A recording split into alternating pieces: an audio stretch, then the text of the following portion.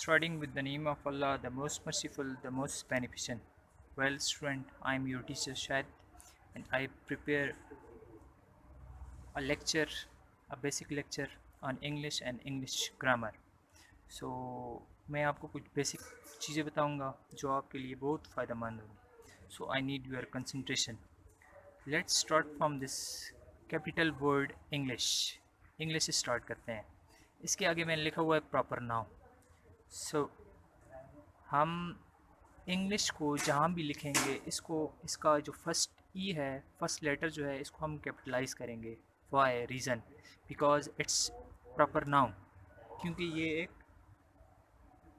ख़ास नाम है और हम एज़ यू नो कि हम जहाँ भी ख़ास नाम लिखते हैं तो हम उसको कैपिटलाइज करते हैं. अब now come to the types of English. There are two main types of English. One is grammar and the other is literature. So literature जो है ये समथिंग फॉर हायर लेवल, और हमारा जो कंसर्न है वो इस टॉपिक से है, ग्रामर से है. सो हम इसके बारे में स्टडी करेंगे. सो जैसे हम उर्दू सीखने के लिए हरूफ तहज्जी उनको लर्न करते हैं, मैथमेटिक्स को सीखने के लिए हम एक दो या उसको हिंसे हम उर्दू में बोलते हैं, वो हम सीखते हैं. तो same is the case with English. English को सीखने के लिए या इंग्लिश ग्रामर को सीखने के लिए हमारा जो प्रोसेस स्टार्ट होता है वो अल्फ़ाबेट्स और लेटर्स से स्टार्ट होता है. These both are same. Alphabet हम अक्सर हम कंफ्यूज हो जाते हैं कि ये अल्फ़ाबेट्स और ये लेटर्स जो हैं ये दो मुख्तलिफ चीज़ें हैं, बट ऐसा नहीं है, both are same. So alphabets और लेटर्स क्या हैं? हमारे जो लेटर्स हैं और अल्फ़ाबेट हैं, इंग्लिश ए टू जी जो हैं, ये लेटर्स और अल्फ़ाबेट्स, इनको हम कहते हैं अल्फ़ाबेट भी कह सकते हैं और इनको हम लेटर्स भी कह सकते हैं. अच्छा, टोटल और 26 इन नंबर, 26 हैं ये. 21 और कॉन्सोनेंट्स, 21 जो हैं वो कॉन्सोनेंट्स हैं, और 5 और वॉल्स. और वॉल्स कौन कौन से हैं? ए ई आई ओ यू. ओके, अब हमने ये पहला हमारा स्टेप हो गया, और अब जिन जिन बच्चों के लिए मैंने ये लेक्चर तैयार किया है तो होप सो आपको यहाँ तक सारा क्लियर हो गया है कि आपको अल्फ़ाबेट्स आते हैं. ठीक है, अब हमें अल्फ़ाबेट्स आ गए हैं. अब हमारा जो नेक्स्ट जो स्टेप है या नेक्स्ट जो हमारी कैटेगरी है वो है वर्ड्स. अब अल्फ़ाबेट्स और वर्ड्स के बीच भी कुछ स्टडीज़ हैं, मगर वो आपके लेवल की नहीं है. तो अब वर्ड्स पे आते हैं. अब वर्ड्स की डेफिनेशन क्या है? What is the proper definition for this words? तो मैंने आपके लिए लिखा हुआ है ग्रुप ऑफ लेटर्स और अल्फ़ाबेट्स और वर्ड्स. अब लेटर्स और अल्फ़ाबेट्स के जो ग्रुप्स होते हैं, और ग्रुप्स ऐसे हों कि जो हमें मीनिंग दें. अब हम फॉर एग्जांपल करते हैं जी, इस हम मैंने लिखा हुआ है यहाँ पर ईट, ई ए टी. अब इसको मैं करूँ टी ए ई, तो ये कोई भी वर्ड नहीं है. तो इट्स, अब टी ए ई को अगर हम लिख लें तो ये हमारे पास वर्ड नहीं है. अगर हम इसको देखें, मैंने लिखा हुआ है ई ए टी, अब ये हमें मीनिंग दे रहा है, तो it's mean it is a word. Next one is good. Good का मतलब होता है अच्छा, तो ये भी एक वर्ड है. Same is the case with run और क्विकली. सो अब हमने वर्ड्स भी बनाने सीख लिए हैं, लेटर्स को कंबाइन किया और इस पैटर्न पे कंबाइन किया कि हमारे पास मीनिंगफुल वर्ड्स आ गए हैं. Okay, next step is phrase. What is phrase? Group of words, bracket में मैंने लिखा हुआ है विदाउट वर्ब्स. वर्ड्स का ऐसा ग्रुप जो वर्ब्स के बगैर हो क्या कहलाता है? फ्रेज कहलाता है. For example, in the garden. Now in is preposition, the is article, garden is noun. So इसमें कोई भी वर्ब नहीं है, तो ये क्या है? ग्रुप ऑफ वर्ड्स है और वर्ब बीच में नहीं है. इट्स मीन ये अब क्या बन गए हैं जी? Group of words. ये फ्रेज हो गया. Second one is on the table. On is again preposition, the is article and table is noun. तो यहाँ पर भी कोई वर्ब नहीं है, तो ये दोनों क्या हो गए हैं? Both these are examples of phrase. Now next one is clause. अब फ्रेज और क्लॉज में डिफरेंस जो है वो आप चेक करें जी.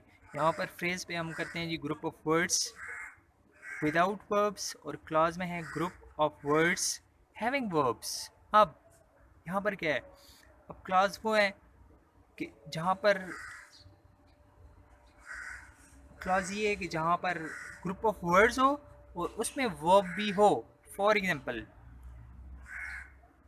पे आ जाते हैं, I am ill, I is pronoun, am is helping verb. और जब जहाँ पर सेंटेंस में मेन वर्ब नहीं होता है तो ये हेल्पिंग वर्ब फिर एज आ मेन वर्ब काम करते हैं, और नहीं होता है तो ये हेल्पिंग वर्ब फिर एज आ मेन वर्ब काम करते हैं। और इल क्या है जी, बीमार, ठीक है। तो I am ill, this is a complete, और यहाँ पर ये हमें एक मुकम्मल मीनिंग दे रहा है, ये इसको हम सेंटेंस भी कह सकते हैं। This second one is he said, he is again preposition and said is verb. अब यहाँ पर क्लास को हम टू टाइप्स पे डिवाइड करते हैं। First one is main class और इंडिपेंडेंट क्लास। मेन क्लास या इंडिपेंडेंट का मतलब होता है जो किसी पे डिपेंड ना करता हो। अब आई एम इल, तो ये एक मेन क्लास है और इसको हम सेंटेंस भी कह सकते हैं। और हर मेन क्लास या इंडिपेंडेंट क्लास जो होता है वो एक सेंटेंस भी होता है। The second one is dependent. यहाँ पर मैंने मिस्टेक की है, अब मैं इसको यहाँ से रेस कर देता हूँ। Second one is dependent class. Dependent class कौन सा होता है, जो हमें जिसमें वर्ब तो हो मगर ये हमें कंप्लीट मीनिंग ना देता हो। फॉर एग्जांपल ही सेड, अब ये ही सेड है तो अब हमें ये नहीं पता कि ही सेड उसने कहा। अब ही कौन है, कोई भी थर्ड पर्सन सिंगुलर है, अब उसने कहा लेकिन हमें ये नहीं पता कि उसने क्या कहा। So this is dependent clause. और डिपेंडेंट क्लॉज जो होता है वो सेंटेंस नहीं होता है। अगेन मैं आपको क्लियर करता चलूँ कि जो मेन क्लॉज होता है या इंडिपेंडेंट क्लॉज जो होता है वो एक सेंटेंस भी होता है। जो डिपेंडेंट क्लॉज होता है वो सिर्फ क्लॉज होता है, वो सेंटेंस नहीं होता है। अब क्लॉज के बाद जो नेक्स्ट स्टेप है वो है सेंटेंस। अब सेंटेंस की definition, group of words having complete meanings, idea और थॉट। अल्फाज का वो मजमूआ जो हमें मुकम्मल मतलब दे, आइडियाज़ सोच दें या अगेन थॉट दें। For example, I offer my prayers, मैं अपनी नमाज अदा करता हूँ। ये अब हमें मुकम्मल मतलब दे रहा है, तो it's mean this is a sentence. अब जो नेक्स्ट सेंटेंस के बाद जो नेक्स्ट इम्पोर्टेंट जो चीज़ है वो है जी काइंड्स ऑफ सेंटेंस, जुमले की अक़साम। अब नंबर फर्स्ट पे आते हैं जी पॉजिटिव। ये उसके सब नेम्स हैं जी, सारे आप यूज़ कर सकते हैं। पॉजिटिव, इस पॉजिटिव को हम अफर्मेटिव भी बोलते हैं, डिक्लेरेटिव भी बोलते हैं, असर्टिव भी बोलते हैं। और नोट आपके लिए लिखा हुआ है जी, negative is also part of above all. Negative sentence को भी हम पॉजिटिव सेंटेंस कह सकते हैं। और इस अच्छा जी, अब डेफिनेशन पे आ जाते हैं। इसकी डेफिनेशन क्या है, it is a simple sentence, ये एक सादा जुमला होता है विद अ स्टेटमेंट, जिसमें हम क्या एक बयान करते हैं, स्टेटमेंट देते हैं। For example, I eat Apple. अब मैं ये बोल रहा हूँ कि मैं सेब खाता हूँ, तो ये मैं ना किसी से क्वेश्चन कर रहा हूँ ना किसी को ऑर्डर कर रहा हूँ, सिंपल मैं एक बात कर रहा हूँ कि आई ईट एप्पल, मैं सेब खाता हूँ। या next one is he reads book, वो किताब पढ़ता है। अब ये भी एक स्टेटमेंट है, एक डिक्लेरेशन है, ठीक है। एक okay, the next one is I do not go to Lahore, मैं लाहौर नहीं जाता हूँ। Again this is also a statement. So ये क्या है जी, ये फर्स्ट काइंड ऑफ सेंटेंस है। इसके अगेन मैं आपको रिपीट करते चलूँ, ये सारे सेम होते हैं, positive, formative, declarative, assertive, negative, और नीचे ये यहाँ पर लिखा हुआ है सिंपल सेंटेंस, ये वाला सिंपल। ये सारे जो हैं ये एक टाइप के नेम्स हैं, एक टाइप के। ओके, नाउ अब नेक्स्ट पे चलते हैं जी।